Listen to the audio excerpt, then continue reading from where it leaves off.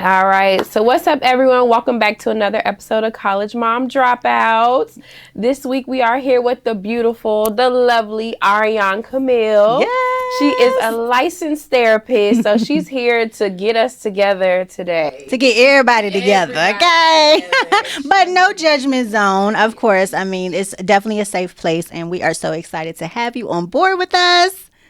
Thank you. Thanks for having me. I'm really excited to be here, honestly. Thank you. Good. Yeah. So one thing we do when we open up our episodes, I don't know if you've tuned in or not in the past, but we start with what is our mom load, okay? So I don't know. Do you have any kids? I don't have any children. Okay. I have a lot of nieces and nephews. Okay, because I think I seen your niece on your page breaking down how to say your name. She's Yes, like, it's Ariane. Exactly. Okay, good. So we share our mom load, but you can definitely share a load. Just anything that could have happened to you throughout the week. Well, I'll let y'all go first. Okay, yeah, for sure. Okay, sounds good. Well, Monty, what's your mom load? Oh, I got it. Okay, all right. Okay, so I feel like my mom load of the week is, I'm just overwhelmed. Okay, I posted something on my story recently, and it was like a girl, she was out of breath, and it was like me trying to exercise, be a mom, do this, da-da-da, and like all out of breath. And like overwhelmed, not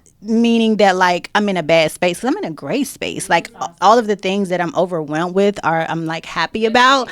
But they be like, girl, you make it look easy. And I'm like, it definitely ain't easy. You know, me trying to take care of myself, me trying to be in a gym, me trying to, I'm home with the kid, like all of that in itself is just very overwhelming. So my mom load is just that I'm overwhelmed. I'm okay, but I'm very overwhelmed over here. Okay.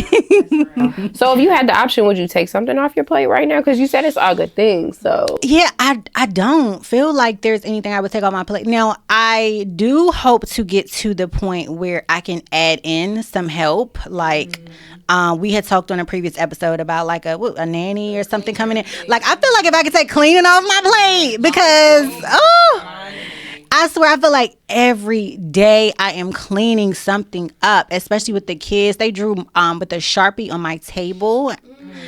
I mean, it's just, so yeah, if I could take something away, yeah, I would take I feel like the cleaning thing is a big load on me. But like other than that, like as far as just like regular stuff that I got going on, no. Like I wholeheartedly enjoy everything that I got going on right now. So yeah. I love that. Okay. How about you? What's going on with you? What's your load? I feel like my mom loves the same. I'm overwhelmed. And my mom was telling me that. She was like, you need to do something.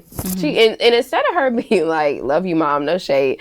But instead of her being like, I'm going to come watch the kids for you. She was like, you need to quit that job. You need to, I was like, okay. But it's a lot. It really is a lot. And when I thought I was juggling it all really well, I'm starting to learn I'm not. I'm just functioning. Quite honestly, from day to day, functioning. But other than that, I don't have a load. I just want to say, like, why do these kids feel like when I sit down, they need to climb on top of me every single time? I mean, that's just what they It's do. like a cue, like, oh my God, they be in their room across the hall and they're like, Mom's sitting down. Let's go jump on her. So that's my load. Tell these kids to get up off me. Okay. And everything else. But for real, being overwhelmed, it really is the theme right now. I posted something, reposted something. And it was like, mom brain is just burnout. And that's what it is. Like, I'm burnt out from all the different things I'm a part of, but it's all good things. I think. For me, it's like I think, That's real. What about for you? That's real. I'm just taking in everything. No, are you? I am. I'm just taking in everything that you said. Burnout, overwhelm, not having rest is what I heard. Not being able to get rest. And it's a lot. Yeah. So even you just asked mine, what would she take out off of her plate? What would you take off of yours? I feel like you got to answer the same. What would I take off? I don't want to speak for you, but I don't know why. I feel like your mom probably said that about that job, because I feel like that's something that's dangling a little bit with you. It's been dangling work a little bit. has been a lot. Like, I love it, and I love what I'm doing, and I really, truly love what I do. I'll say this. But I feel like I'm not able to be as present because I am tired when I get home. I still have to cook. I still have to bathe everyone. I still have to put them to bed. If they go to bed, you know, the girls will be up and down. So the job for sure. Yeah. The 9 to 5. I mean, it's paying the bills, so I can't say that. You know. But we talked about that, Erica. Even though she's like, no, I got it. But I feel like another thing that would help you is getting them on a routine, a schedule. Like even what you saying, like, you know, sometimes they'll be in bed up and down, but like you're the boss. You make the rules, honey. Okay. No, and I mean we put 9:30 is like the hard stop for everybody. It's a hard stop, but they get up, come out there, mommy, nonstop. And then my husband's traveling. He's gone for 2 consecutive weeks. It's just me. But this is the time that you definitely need to start implementing that. And I mean, like I said, you run the show, so they can get up all day long and you turn them around and send them right back. But still, I got to be up though. I got to be up. So that just contributes to me being exhausted, So then when we do go to bed, when we are all asleep, I have to get up and at 6 a.m. my alarm goes off. 6 a.m. And I got to get up and get everybody dressed and get all 4 of them to school. But that's what I'm saying. If they went to bed at 8 o'clock, 9 o'clock. At 9:30 too late, in my opinion. 9 o'clock, if they sleep in the bed by 9, that gives you that time to yourself. It gives you that time to get you some rest. And you can still get up at 6 o'clock and everybody's still well rested. And they'll eventually, like, the thing about it is, of course, they're not going to just adapt to it off the back. But, like, once you... and especially while daddy gone, because daddies be the ones that cause the trouble. I mean, he's good about it, but like he definitely he's good about putting them down because he don't let them be in the bed with us. So I don't know. We'll see. Okay, I'll update y'all. Yes, please do. Please do. It seems like some structure and some order need to be set in place. Yeah, once you're able to let go of the job, if that's what you want to do. So that'll be a process. If I decide, definitely got to pray about that one, talk about it, figure out how we can. So yeah, especially when sometimes our jobs are our break, honestly. It's an escape, it's freedom, we're able to do something differently. So before I get into my load, thank you guys again for having me. Thank you for being y'all so much. here. Again, my name is Ariane Camille. I'm a licensed professional counselor and the founder of Emotional Exchange. Yeah. So Emotional Exchange is not just my brand and my business, but it's also how I create safe spaces in my rooms. So any room that I'm in. So even on this podcast, I just want to invite you guys into knowing that this is a safe space. I got you, all of the listeners. Like, this is a safe space. I got y'all. So I would say that my load will probably be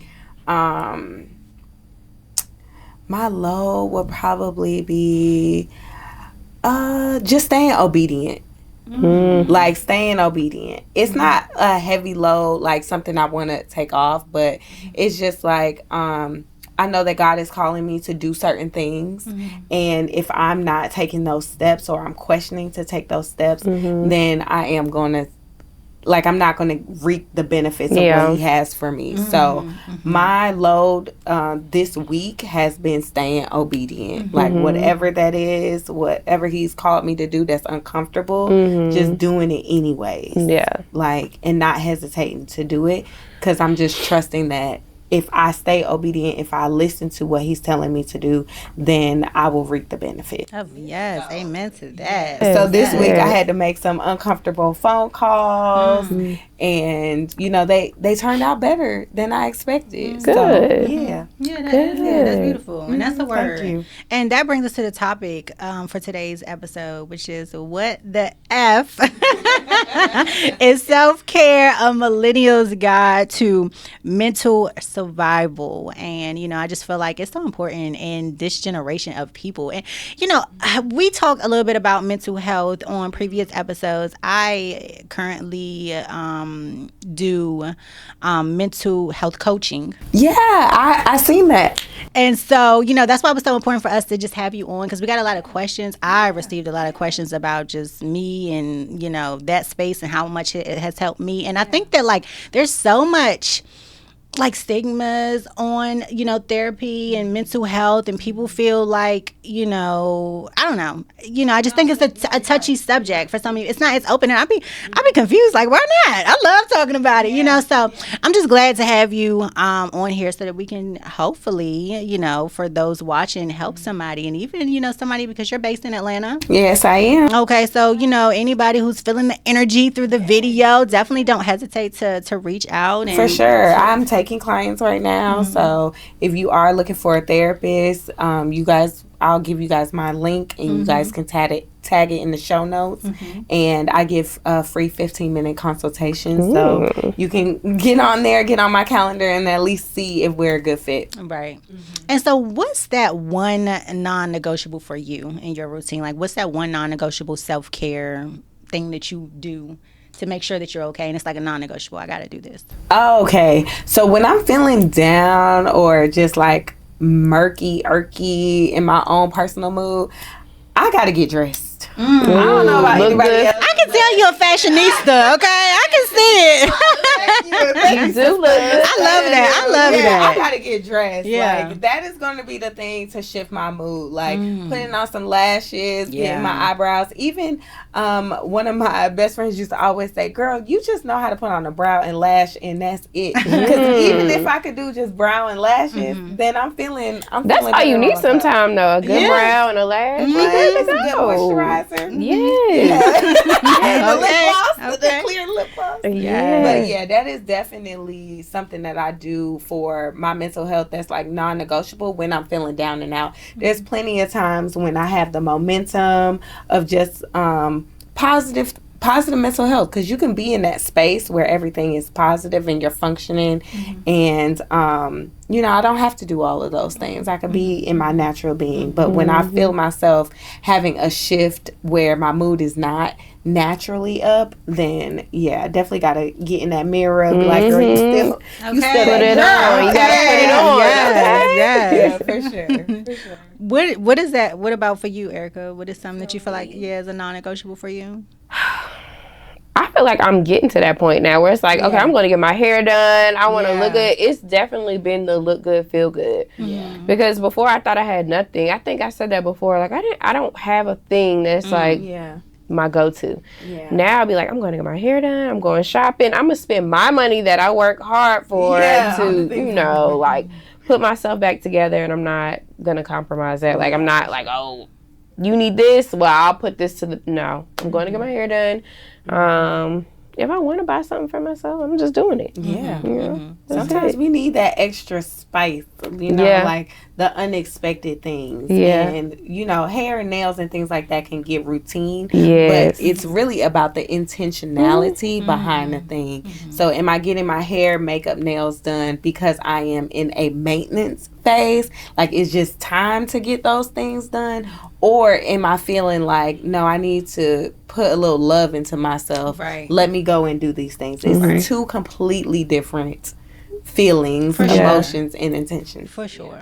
Because I swear, I feel like I used to get my nails, everything done consistently every 2 weeks, and I'm just not that girl no more, and I'm okay with it. But you picked up other things, though. Well, I was just going to say, too, but like you said, but I do have those moments where I'm like, okay, I need to just go do a little self-care for me, and the intention is not that, like you said, I need it done. It's just like, okay, this is something I want to do for me today. So, yeah, that's true. Yeah, like, let me go walk around Sephora or something. Okay,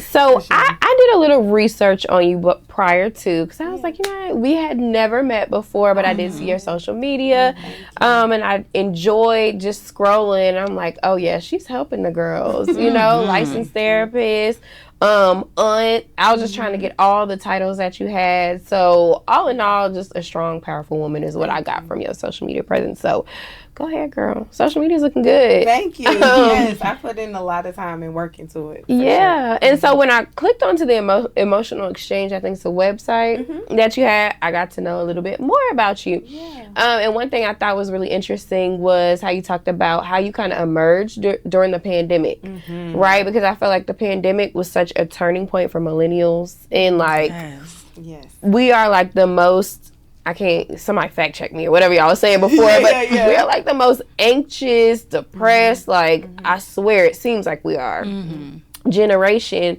So can you just tell us a little bit about how that emerged? Yeah. Of course, I've seen a little bit, but I just want to hear from you sitting here, what you kind of did during that time, because you dealt with some grief. Yeah. I mean, I read a lot, girl. I want to dive into it all. Thank you. This is good stuff. So just tell us how you did it for yourself. Absolutely. Thank you so much for doing your research, Erica. Yeah, like during the pandemic, I call myself a pandemic therapist because I graduated from my master's from Georgia State University in 2019, fall of 2019 on top of that. So in 2019, I was in full momentum of emotional exchange. I birthed my company while I was in grad school as an avenue to just bring all of the psychoeducation I was learning to my community and my peers. I was like, there's no reason why I'm the only person learning about how childhood trauma is affecting your everyday, how your relationship with your mom and in those formative stages can then impact you later on in life. So I was all about education. I'm like, emotional exchange, the Lord gave me the name. I said, I'm going to run with it.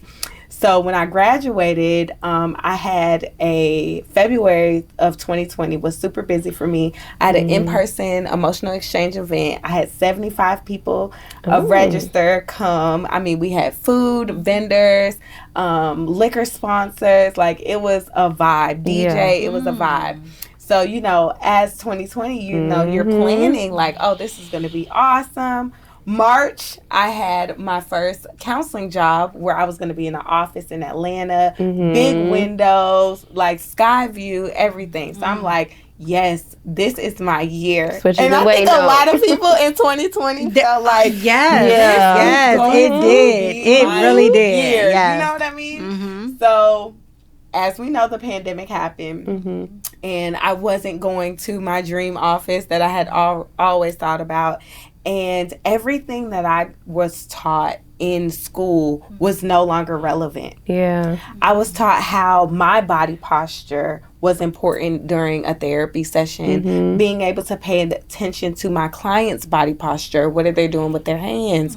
Are they feeling anxious? Can you see them sweating? Like, these things that bring people together. Can I, you know, are they okay with touching? You know what I mean? Like, you can kind of catch the body language. All of those things disappeared when we went to telemental health, and I had to build a practice virtually. You know what I mean? I had to build a completely pivot. So in the pandemic, because therapy didn't look traditional for me anymore, I ended up working for a company as an employee assistant program consultant. So I was on the phone servicing the forest fires in California, Children Healthcare of Atlanta, nurses and doctors, as well as Forsyth County teachers. So these are all three major first responders, if you will, during the pandemic, and I was taking their phone calls. So those people were on the call crying, devastated, losing their family members as well as their colleagues, not really knowing like what life could look like. And during that time, I don't know if y'all was in Atlanta. Were y'all in Atlanta in 2020? No. Y'all, Atlanta was still open. I seen Atlanta was really Atlanta was still pretty open. So we were having like community events. A lot of things were like outside, just in the fresh air, and you know, I just got into the space of wellness. I was also vegan at the time, so I didn't eat meat, and I think I was probably like maybe going on a year and a half vegan at that point. And I got into yoga. So yeah, so I got just into started doing yoga. Yeah, and it really just allowed me to find my breath. Yes. Like find my breath, find my peace. So That's so good. yeah. So at the end of 2020, I was feeling like, I remember talking to my best friend and was like, man, we made it. You know, like so many people have passed, so many people have gotten sick, and, you know, we made it through 2020. Well, on December 15th, one of my best friends passed away. And it was like we were almost there. We like almost made it. I'm so sorry. Yeah, so it was really hard, you know, losing a girlfriend, losing one of your members out your group chat, you know, that was very difficult because those group chats, you know, you check in almost every day. They kind of like got us through the pandemic for real. Exactly. So we having parties in our own spaces, but like, you know, on FaceTime, video, stuff like that. And then she passed, and it was like devastating to all of us. But that's when it was in that moment going into 2021 where I really seen my mat yoga as like a space of solitude. So I would be taking calls, getting off the calls, and going on my mat, you know, doing my stretches, doing my yoga, spending that time.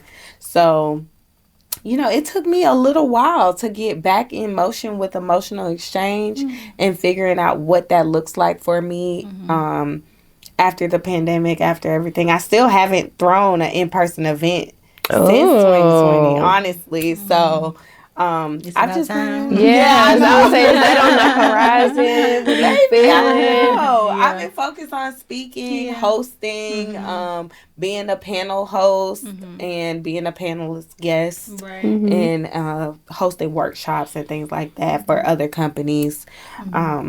But yeah, because I saw that was one thing that I love too, that I saw you do with corporate. Yes. Because so how it came about with me doing mental health, one of me and my best friends were talking, and we were like, everybody always talking about therapy, like we just want to see what the hype is all about. Like we hear these great things about going, like, let me just see.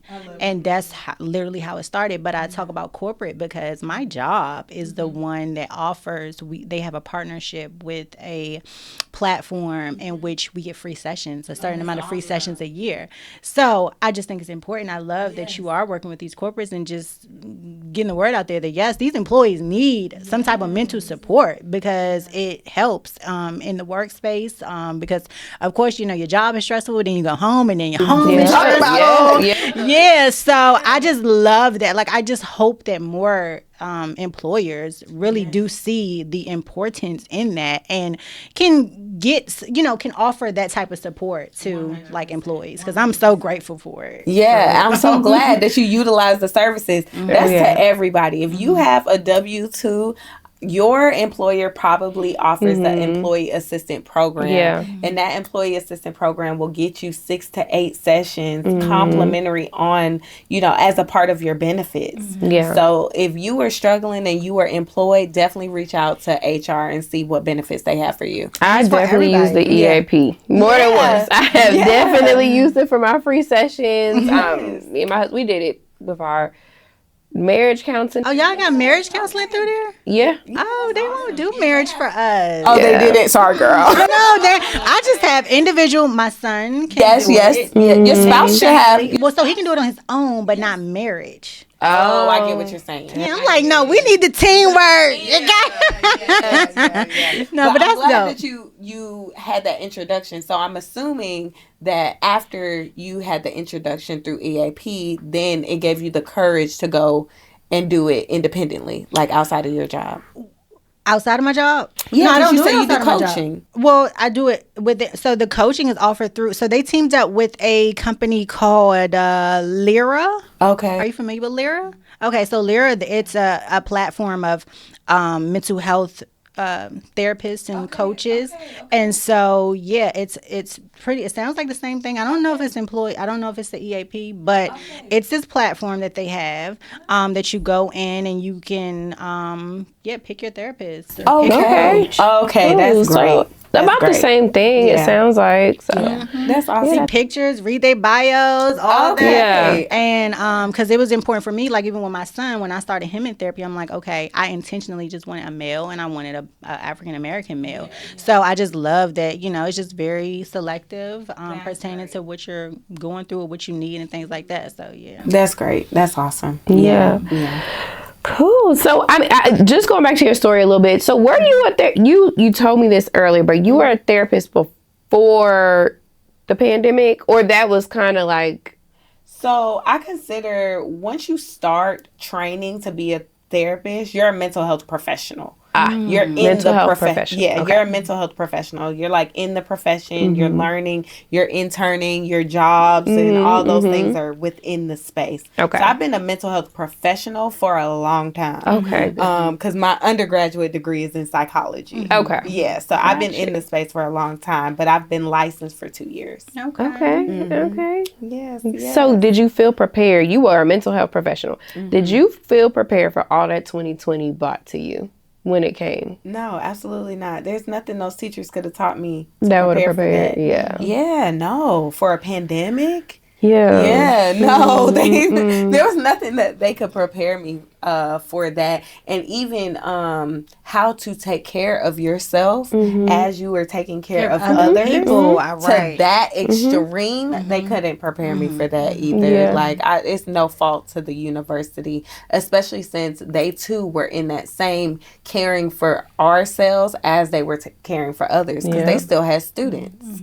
You know what I mean? They had people who were registered. So there was a lot of first responders, educators who had to continue to take care of themselves while they had a room full of people being responsible for it. Yeah. And that was hard. And I feel like, of course, not as to the level that you were in it, but with me doing radio, we actually at that time we had the badges where I don't know if you remember, or I don't even know if this was just in Tennessee, but at one point nobody could be out unless you were essential worker. Yes, I had an essential worker pass, and so anyways, talking about that, like even though I was not directly like helping people, but in a way I was. We're giving a voice. Exactly. So that was, it's like you took me back to that moment, like, dang, you're right. Because it was hard being a voice. Right. And still having to be that person on the radio while I'm dealing with my own 2020, stuff that's going on with family and friends and stuff like that. So yeah, that was...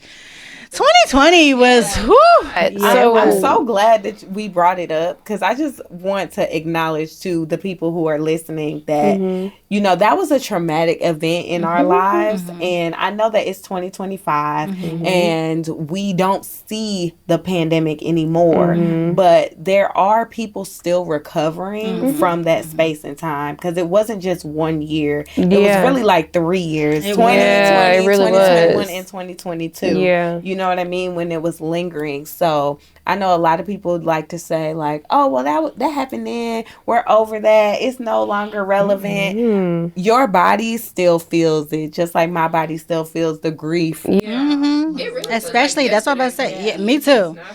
And it has changed even in the slightest ways of even like and it's so bad, because I remember people talking about it like, dang, we was just doing anything as far as like just journey and touching people and being around all these people. Like now I'm so like, I'm just very, I just think a lot before I'm touching stuff or I'm in certain areas, or like the train girl. I just feel like I'm traumatized from like certain things just because, I don't know, that definitely is trauma in different ways, just going through that experience and having to literally standing 6 feet away. You would be in the store and there were markings. Were you right here 6 feet away from me? But I'm just, no, but that's what I'm saying. Like certain things, please still stay back. But I'm just saying, it's just so crazy that we really was wearing masks out here and.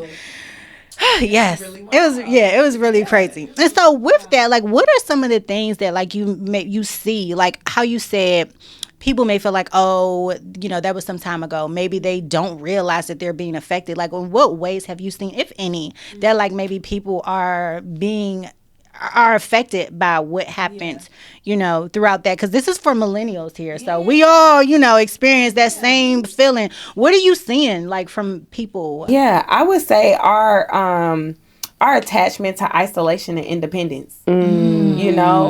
We were a lot more free, a lot more communal before the pandemic. But we got really used to and comfortable with being in isolation. Oh my gosh, that's so true. Yeah. Wow, I never thought about that. Yeah, so the habit of inviting people over, the habit of going over other people's house, you rarely do that anymore. Yeah, that's true. And not just because, no one's gathering or no one has the means, or it's just because it has dissipated. It's not as common anymore because the pandemic really separated us. It completely snatched that habit about that out of us. Yeah, I thought we all just grew apart. No, you're right. Like you said, it did. Yeah. We got socialized to be, because we was in the house and we literally found ways to be content in the house, and so now it's like we ain't got to do nothing because we're content in the house. I never thought about that. That's crazy. People, they was having concerts and everything in the house. I hated to say I was like low key comfortable in the pandemic. I was so scared to go out the house, but I was like, dang, I like being in the house though. Like I'm cooking, we turning up, everybody's in their pajamas. That's how I like to get down, So and guess what? Now people want to cook. They want to stay in their pajamas. They want to do all those things, playing their music. But where's the social interaction? Wow. Where's the invites? Like, there's so many people who are dealing with their mental health struggles in isolation because it is common. It is normal. It has become common and normal, even more so than before, especially with like work from home jobs. Like, are you kidding? So the increase of work from home jobs plus our, ability to lean into being by ourselves in the first place, it's like, when are you talking to people? Right. And so just to touch on that for a second, just to stay there with it, what do you say to that person who may be watching, who may have been like, maybe they're just realizing in this moment, like, dang, I am affected. Like, maybe I do need to work this out. Like, what do you say as encouragement? Because like I said, mental health is not something that's easy. Many people are isolated. Many people are not having these conversations. What is your encouragement? Yeah, community is a part of your self-care routine. That makes sense. Community is a part of your self-care routine. Like, we are mammals. We are built to be in community, to not be in isolation. We would not survive completely by ourselves. You need the presence of another being to hug, to love on, to love on you, to give you affirmations, to wisdom, encouragement. Like, you're not supposed to be here by yourself. You were brought into this world connected to another human being. You need that connection to survive. So if you are feeling, in this season, you're feeling isolated, I'm going to challenge you to get outside. Yeah. Even if you're not prepared or ready to invite a friend in, just put yourself outside. Go walk. Go to a park, go sit at a restaurant, a coffee shop, just go to the library, like, just get out the house, y'all, please. There's a lot more people still in the house. Yeah, I believe that. Yeah. And in return, like, what if somebody says, okay, well, what is that supposed to do? How is that supposed to make me feel just by getting out the house? What if, I don't know. Because I just feel like so many people just feel hopeless, maybe, to even the thought. They don't see it as, going out the house and just going for a walk and that. I'm not saying fix their problems, but, like, what do you say as far as, like, what do you feel like that would do for that person just getting out the house? Yeah, it's a step. Like, experiencing positive mental health is a journey, and it's also fluid, right? No one, even me as a clinician, is in a state of positivity 24/7. I like to say it's your recovery time, right? We will all experience triggers and things that impact us emotionally, but your recovery time, is it going to take you Are you going to dwell on it for a day? Are you going to dwell on it for a week? Is it going to take you 3 months to get out of a thing, right? And if you are someone who is struggling with something emotionally and mentally, if you are ready to take a step, the step would be outside. I love that. Yes, I love that. Do you work with kids at all? I don't work with the kiddies. So only women. Only adults. Only adults. Men are on my caseload as well. Okay. Yes, men have been on my caseload, but adults. What is the biggest difference that you see when it comes to the stress levels, or what, people between men and women? Okay. Like in millennials in this day and age, like what are women more, seeing as a harder struggle nowadays versus a lot of the men of our generation? If you can answer that. I can't really answer to it wholly, but I mean, I was a guest on Express Yourself Black Man podcast. Okay. And Kizzle kind of talked about men not being vulnerable and open about what they're struggling. And honestly, I believe that women are doing the same thing.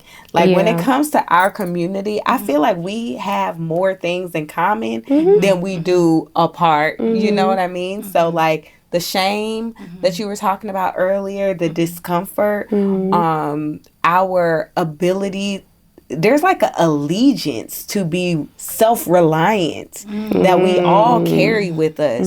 And that is, it's creating a barrier between not just expressing yourself, but also getting help and building community. Because you don't want to be around community when you're not your best, or you believe you're not your best. That is true. So then you're forcing yourself further into isolation. And, the shame about not having it all together. That's the biggest thing. Everybody want to have it all together. Millennials, men and women both have that. I was just curious because I know, I feel like especially nowadays, like I feel like it's pressure on everybody, I guess, but just in my algorithm, like I feel like it's so much pressure on the man. Like I always say, like I can't imagine being a man because you're automatically just expected to just be the man, provide, protect. I mean, I can't imagine the type of pressure that like a man feels that's just literally their role. Like and not to be emotional. But then the woman on the other end of things, we have our own like loads and things that we're struggling with as well, especially, women on social media. We've had a comparison episode. Maybe you're comparing your looks or your body or, your what's going on in your house versus the next person. So, but men compare too, though. Oh yeah, they do. Oh, I know they That's have what I'm like. Our struggles are not in isolation. That's interesting. Men compare too. They compare and say, "Dang, he got it all together." The same way women would be like, "Dang, she got it all together." Men do it too. Yeah, they're just not as vocal, I think, as women are. 100%. They process it different. It comes out different in how they speak to you. Men have insecurities as well. You can see it sometimes. Sometimes they're really good at masking it. It might come out in the form of like jealousy or something like that. You'd be like, oh, I don't know. But yeah. Right. No, that's good. Yeah. Yeah, it's tough. I think millennials have it really hard. Yeah, because when I was just preparing to get on this podcast, I'm like, okay, what is it about millennials specifically that they're struggling with their mental health, or that this conversation is more common? And when you think about, the age range 29 to 44, these group of people specifically, we are creating a life of positive mental health or mental health awareness without the blueprint from Gen X and boomers, right? We're trying to create something with podcasting, with being vulnerable that we've never seen a generation before us do. I heard you guys in the earlier podcast even talking about what is it? Soft parenting. Gentle parenting. So it's like, y'all, we're all doing things as millennials that we've never seen the outcomes for, right? It's the outcomes. Because the outcomes that we have seen and that we have been taught are the same as Gen X and boomers. Those are the people who have taught us. So I think the pressure that we're feeling is that we are we don't want to be like them. We don't want to be like that. We're trying to do something different. And it's okay. I think it's a wonderful, beautiful thing. But that's where grace comes in. Can you provide yourself with grace of doing something that you have never seen before happen? And I think it's to be able to look at it like that. Because I've never even viewed it in that light until you say that. But that's like literally the truth. We're doing these things that we didn't like or didn't seem effective. And we're trying to make it work, but you said something so important, the outcome. We don't know what that outcome looks like. Right, and that's where that anxiousness comes from. The emotional dysregulation that it seems we all walk around with is because we don't know what's going to happen from day to day. Like, we're thinking that we're doing it. Like we're just working. Yeah, exactly. So that's been my biggest thing with parenting. Doing things different, right? But that's so crazy you say that because you doing it different, but you don't know what the outcome gonna be. You just thinking that's going to be a good outcome, but like you said in the episode, I'm like, this ain't the outcome I thought it was gonna be. Okay, I thought, and I'm like, this is not working. And I'm like, okay, but it brings me back to. You said something, Grace, right? And just understanding too, like that. The generations before us, everybody just doing the best that they can, the best that they've been taught, and that grace to just see that, right? And like I said, even though we did not like those things, like I said, they were like certain things that like my kids do to me, I would never did or never said to my mom. And not like they're not cursing or anything bad, but it's just they're way more expressive because guess what? We allow them a voice. Right. Yeah. Their voice matters. Our voice didn't matter. Okay. And so we're getting mad at the voice that matters when we allowed them we gave them that space. Permission. So the outcome. I'm so glad you said that because I think that's so important to that'll just help me, like just have grace for myself as a parent. Like, okay, I decided to do things different because I thought that this was going to work. But okay, if it didn't, it's fine because I didn't know what was going to come of this anyway. And honestly, you don't know what the outcome is there. But like, we're not there yet. Right. No. Like, there's no point of hanging up your life at 34, 35, 44, because we're talking about millennials specifically, and acting like, oh, that's it. Right. So like if I could say anything to the millennial who is trying to figure it out, doing something new, is keep going. That your story is not over. Even if your child is acting out at 10, 11, 12, they still have many years ahead of them. The outcomes can always, like, their life is developing. Right. Something one of my really good friends, Miss Saya Brown, shout out to you, girl. She was like, I'm taking this year week by week. And not day by day, but week by week. Yeah. Because if you give yourself, you got 7 days to feel fulfilled versus 1 day. Because 1 day you can have a bad day. Yeah. We don't all have bad days, right? I love that. You sum up your existence, your life, your year, your week, your month to 1 day, then you're always gonna fail. You're not setting yourself up for success. But if you have 7 days, right, I love that. You can get that right. Yeah, you can get that right. You know what I'm saying? You can get that right. Yeah, for sure. You can get, and even if you got 3 out of 7, that's three out of 7. No, for sure. You know what I mean? For sure. It's great. And I think it's too important to acknowledge for people to acknowledge, like, because we are doing so many of these changes, because there's so many, like, people, black people doing so good, bringing in that, start having businesses and really building wealth for their kids. Like, you're doing amazing things. And I think that we get so caught up in, we got to do it right. We got to do it right because, we don't want our kids to not. But I think it's important to slow down sometimes and acknowledge everything that all the good that you have done, because not drive yourself crazy in the process of breaking those generational curses and changing the narrative of your time, of your family's history lines. Yeah, go ahead. I think one thing I kind of told myself was something like what you just said. I was like, I'm so busy, but you know, I'm trying to do X, Y, and Z. And I was like, sometimes busy is not like productive or good. Right. Like I had to just be like, you're super busy. Yes, you're in these organizations and you're doing this and you're doing that.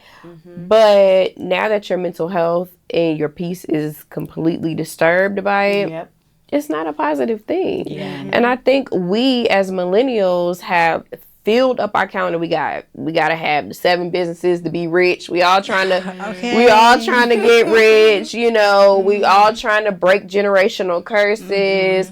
We're trying to do all this at once. And then we're going home at night wondering why we can't sleep. Yes.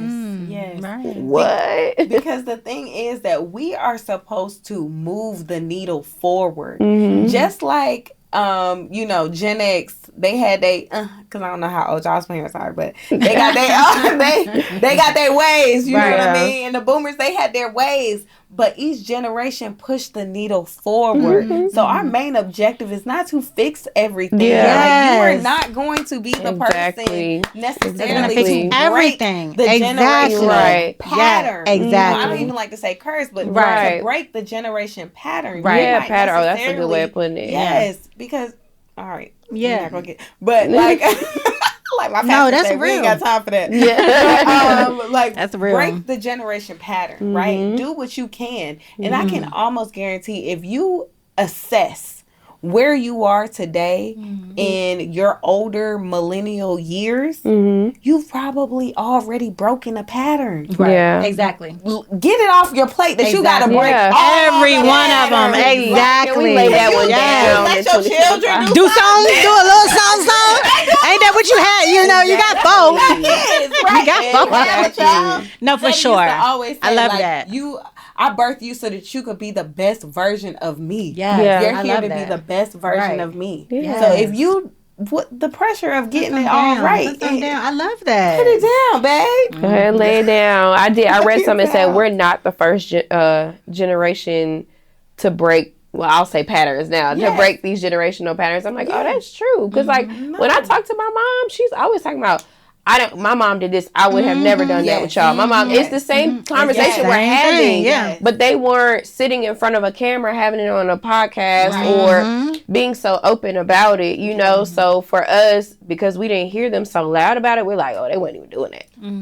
But they were. Oh, Erica, that's so good. That's so good. That's so good. Because so many people, we look at the Gen X and we look at the boomers and we're like, damn, man, y'all complain. And some of us in millennials develop a resentment for our parents based on what they couldn't do for us, what they should have done for us, and all of these things.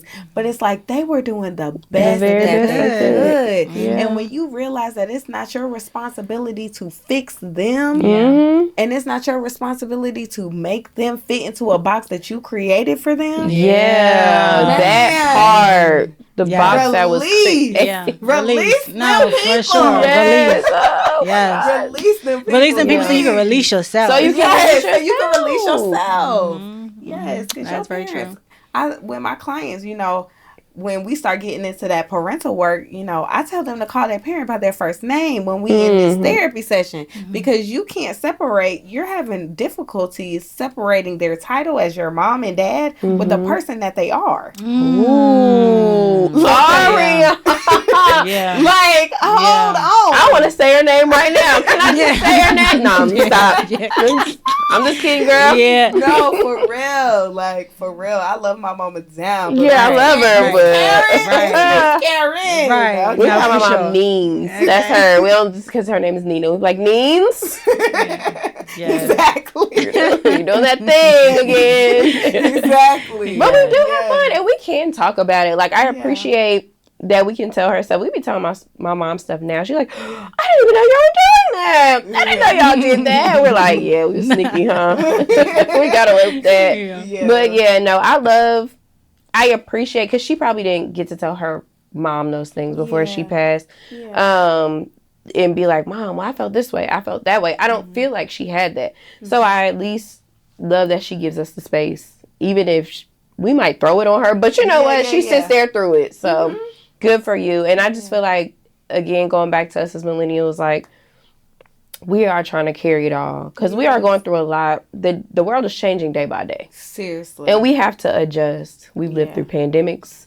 We lived through 9/11. We lived, and generations before us, they had their things too. But it's a lot to take in. It's the information overload. We've had the most when it comes to like transitioning to like information access. We were the transition of information. Yes. Yeah. So true. Yeah. So that's we know everybody's business. Yeah. We know everybody's as soon as something happened in the White House, boop, your phone is going off. And that contributes to all of the fear and the anxiety, the depression, all of that stuff. The information. It also creates our desire to want to experience positive mental health too.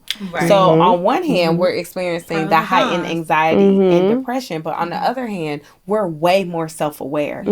We have a desire to have a work-life balance because we believe that it's possible. Even though we ain't seen it before, we do believe that it's possible. You know what I mean? So, it's tenfold.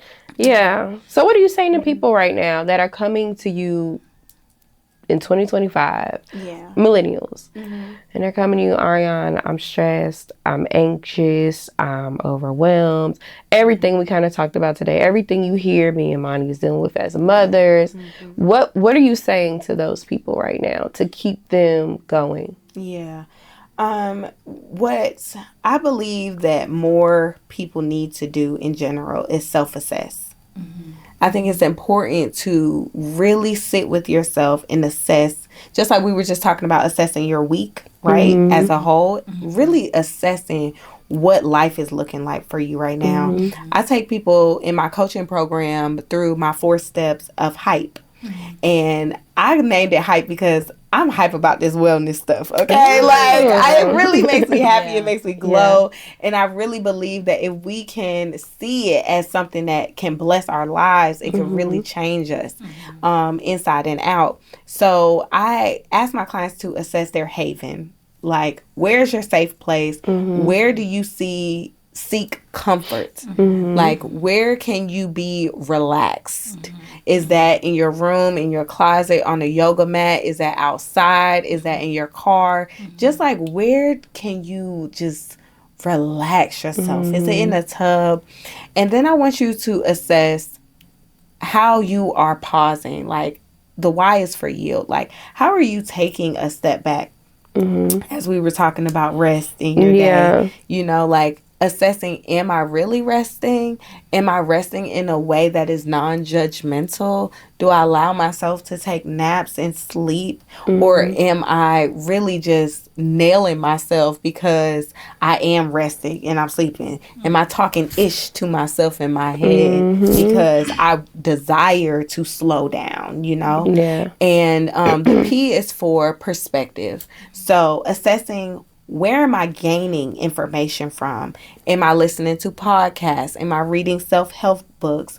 Am I reading the Bible? Like, where am I being grounded at? Where do I get, when I am stuck in my head, where do I get another perspective from? And so that I'm not just in isolation by myself, right? And then the E is for engage. Okay. So how am I engaging with my community? How am I engaging with my friends and family? How am I engaging with my children? It takes you through a whole self-assessment. And if you assess all 4 of those parts and identify what is your thing, now you have a self-care plan. Now you have a plan where if I am feeling overwhelmed, I know that I can go to my safe space. If I am feeling confused, I have a perspective to go to. If I am feeling tired, I know how to rest. If I am feeling lonely, I know where to go in my community to engage. And now you have a holistic way that you can take care of yourself, and that's what the hype model does. I love that. Yeah, that's beautiful. Thank you. Put me on your caseload. Caseload. Put me on your schedule, girl. Yeah. And I'm just so glad we connected. Like I said, when I found your page, 'cause I used the hashtag, and I came because we've never met before, but like literally going on Ariane's page, I mean the energy, I mean the intention, I mean you can just feel like the genuine want to just help and to be the voice and to show people that like it's okay to not be okay. Yeah. For sure. And to just get them together on that journey to help them to be okay. So please, do you do anything virtual? You do virtual one-on-ones or Yeah. Okay, so my practice is completely virtual. Okay. Yeah, Good. my practice is completely virtual. Okay. So I'm in Atlanta, but if you are seeing this and you are outside of Georgia, you can be one of my coaching clients, and I'll take you through that hype model, and we'll work through helping you identify each of those things so that you can have a self-care plan. And of course, if you're interested in therapy, my books are open for that as well. I did want to share how we connected, if you don't mind, on the podcast. So, a couple months ago, my Instagram was hacked. I know, y'all, it's 2025. Somebody told me, it was like, what you old? Like, old people get their Instagram. Y'all make fun of me, okay? I really think it was the enemy attacking me in the season of growth. And I had just broke 5,200 followers on Instagram. I was really proud of that for someone who has, built their Instagram completely by herself and everything like that. But and this year I have a lot of things lined up, whatever. But when I seen your email, I knew that it was something from God, because I have no ability to change anything on my page.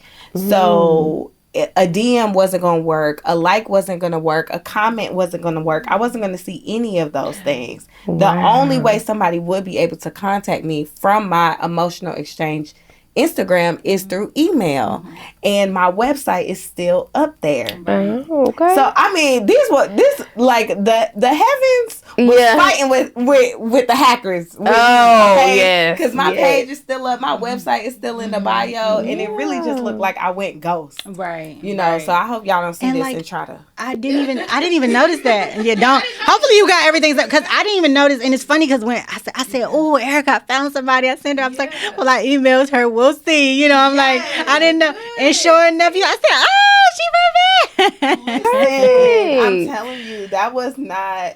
Because who sends emails? Right. Like you was like somebody professional. Yeah, I was gonna say it's professional, but like who, DMs are convenient. Yes, exactly. So I just appreciate you. I really do. Thank you. I'm glad that it's, because I am like that's just like I am the emailer. Like I'm not the DMer. So I'm just glad that it worked. You know what I'm saying? Yeah. It keeps me. So now I'm like, okay, I need to keep this going.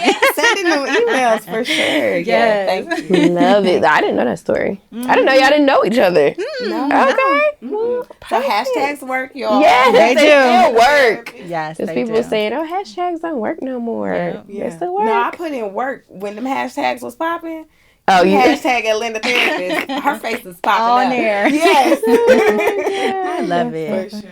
Well, we are so grateful that you joined us today. I feel like this was, first of all, look, got me some stuff. Okay, exactly. Got me some stuff out of it. I got me some words to match some thoughts and feelings for myself. So I just feel like if this can happen in this matter of time, I just encourage you, again, if you are looking for someone, a coach, a therapy, in which I talked briefly on the episode, the difference between coaching and therapy. I don't know if you want to share real quick. You did a great job. Oh, I did. You did.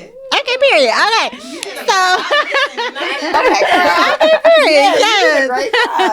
and so, it's just about moving forward, and so if you're in a season where you just want to move forward, I encourage you. And, if it's not a good match, but just having these conversations and just finding out, what does that look like for you. So hopefully this was helpful. Yes, and also, like, if you are looking for a therapist in your state, you can look up therapyforblackgirls.com. Therapyforblackgirls.com is a directory full of therapists of color who are ready and open to accept you guys. You can also look up blackfemaletherapist.com, and they have a directory as well full of therapists who are like waiting to see you guys. So there are directories out there that can that can help. Look up your insurance. You know, insurance has direct. So you take insurance? I'm working on that. Okay. I'm working on that. All right. Soon. I'm not gonna talk about it now because we're just gonna drop. But so I mean, what you saying soon? What is next for emotional exchange? Oh, I'm what so is glad. coming? Yeah.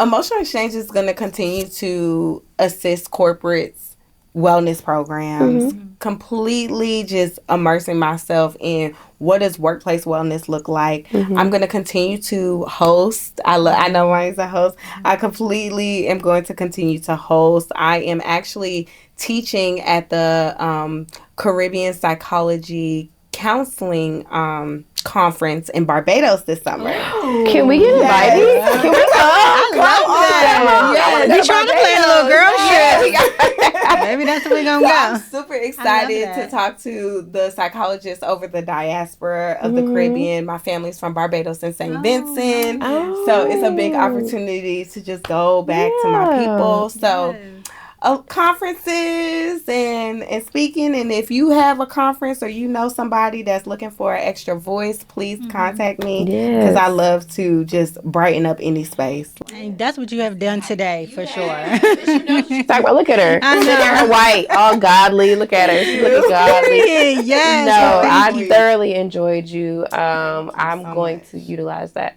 hype model. I don't know if can I do it by myself. I can take those tips and work through it by myself. 100%. Okay, perfect. 100%. So that was like free game you just gave right there. I sure did. Okay. Free game. Y'all Period. appreciate that. Exclusive too, because I ain't never gave that up. Oh, okay. And I better not see it on nobody else's page, okay? Because we exactly. Period. Okay, exactly.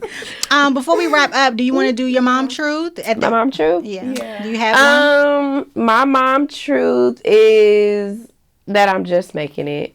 Okay. I'm just making it, and I'm not in no bad way, not in any type of woe is me. I really do feel like I'm just making it right now. My husband's gone for a few weeks. I know we got to plan a sleepover. Yeah, I'm flying solo, and I don't like to think of the negatives because I'd be like, oh my God, the kids got this. Exactly. Then it'll start to get me worked up. Yeah, I'm just doing, like I'm operating in autopilot until he gets back.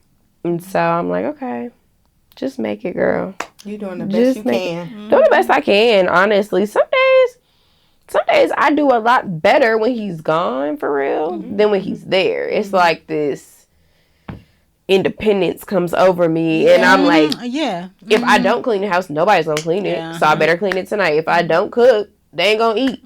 So you gotta cook, you know what I'm saying? Versus if he's there, I'm like, you got somebody to lean on.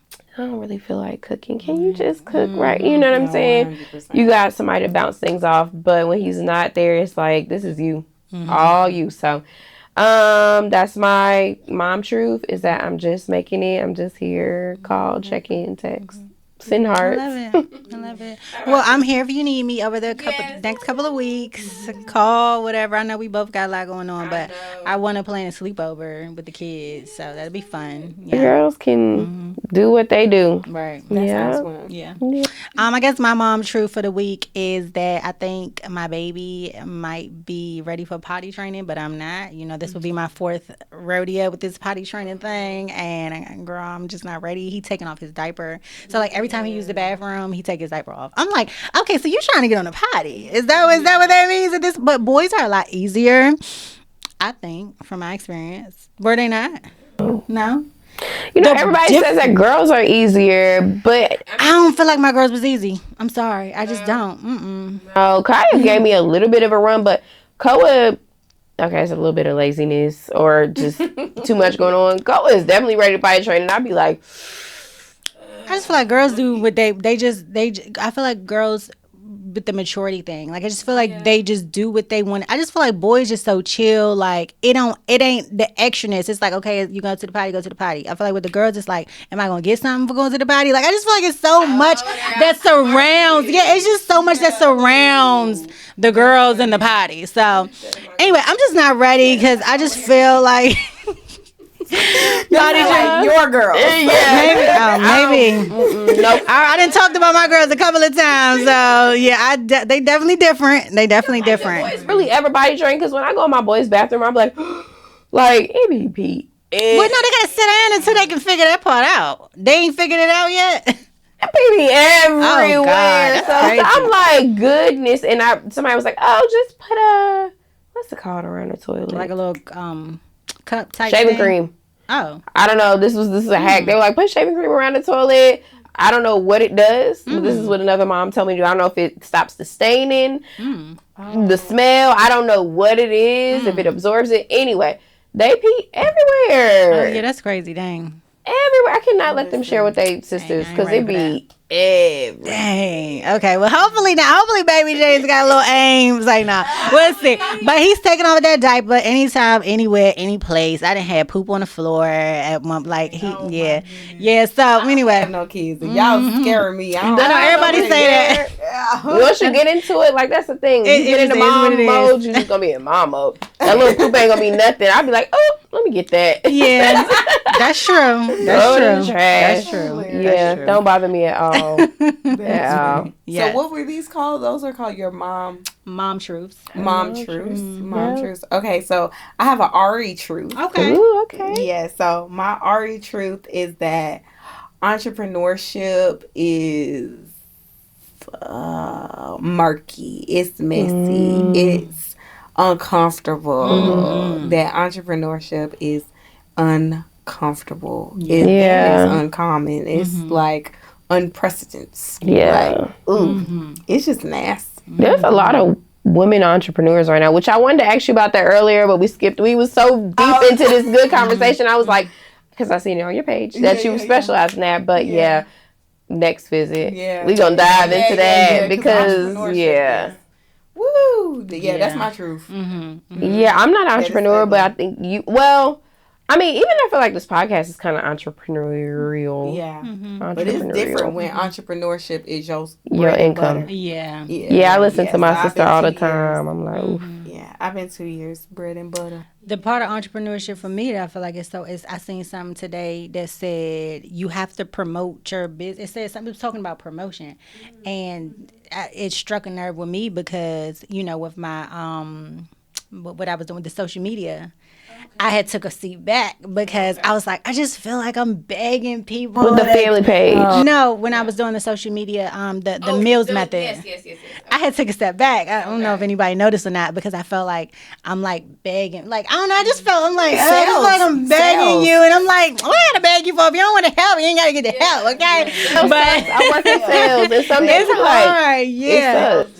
But my best friend was like, "Yeah, we ain't gonna feel crazy when it start working." I'm like, "Dang, you're right." Anyways, I was just saying, like, entrepreneurship is just so hard, and there's so many different dynamics that go into it, and it's beautiful when it's there and it's all put together. But many people don't see the behind the scenes of like getting there and what that uncomfortableness feels like. So good point. It sounds hard. Yeah. My mom, my sisters, they're all entrepreneurs to an extent now, and I was trying to back away from the conversation. I'm like, well, that sounds like a good price. They'd be like, no, because they didn't want to pay me what I'm worth. And then I'm like, let me just go ahead and walk out. My business.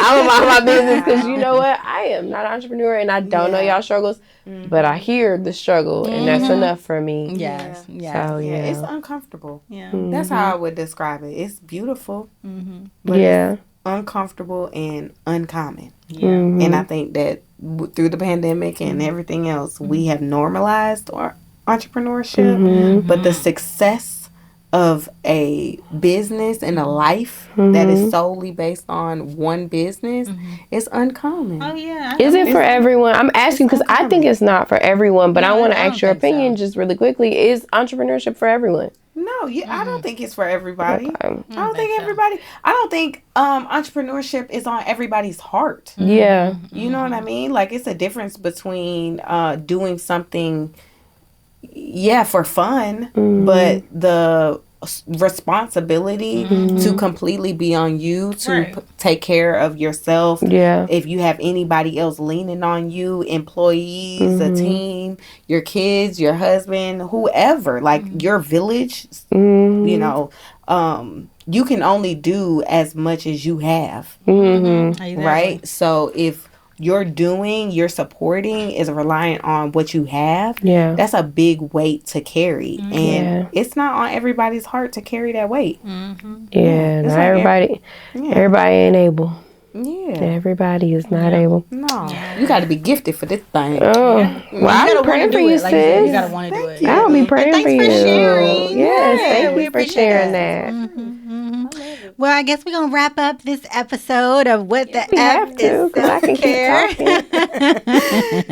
Hopefully the millennials watching was able to take some bits and pieces from this and really put it towards their lives. So again, Ariane, thanks so much for connecting with us. If you want to shout out your social media, the real one, because I know you ain't got access to the other one. So real quick, if you want to just shout out your social media, your website. Absolutely, yes. My social media page is I am Ariane Camille, and you guys can also check out my website at emotional-exchange.com. And we will list that information in the comment in the information below as well. So again, thank you guys so much, and we will see you same time, same place. The week after next. The week after next. Because it's not next week. Okay. Thanks for tuning in. All right. All right.